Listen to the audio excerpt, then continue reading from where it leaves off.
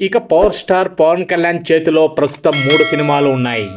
AM రత్నం నిర్మిస్తున్న హరిహర వీరమల్లు, సుజిత్ దర్శకత్వం వహిస్తున్న ఓజీ, హరీష్ శంకర్ తెరకెక్కిస్తున్న ఉస్తాద్ భగత్ సింగ్లు ఉన్నాయి. అయితే ఏఎం రత్నం నిర్మిస్తున్న హరిహర వీరమల్లు చిత్రాన్ని 4 ఏళ్ల క్రితమే ప్రారంభించారు. కానీ కోవిడ్ నుంచి పోస్ట్పోన్ అవుతూనే ఉంది. ఇక తాజాగా వచ్చే మే 9న విడుదల చేసేందుకు రంగం సిద్ధమైందని విడుదలకు రంగం సిద్ధమైందని, ఎలాంటి వాయిదాలు ఉండబోవని చిత్ర బృందం ఇప్పటికే ప్రకటించినా సాధ్యమయ్యే పరిస్థితులు కనిపించడం లేదని సినీ వర్గాలు అభిప్రాయం వ్యక్తం చేస్తున్నారు.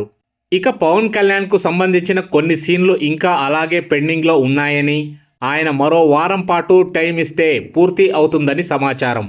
ఇక ఈ క్రమంలోనే ఒక వార్త సోషల్ మీడియాలో వైరల్గా మారింది.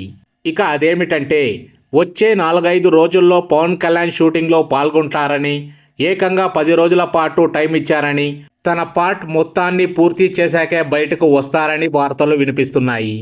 ఇక దీంతో పవన్ కళ్యాణ్ ఫ్యాన్స్ ఆనందం వ్యక్తం చేస్తున్నారు. ఇక మే 3rd వీక్ లేదా 4th వీక్లో విడుదలకు మేకర్స్ ప్లాన్ చేస్తున్నారు.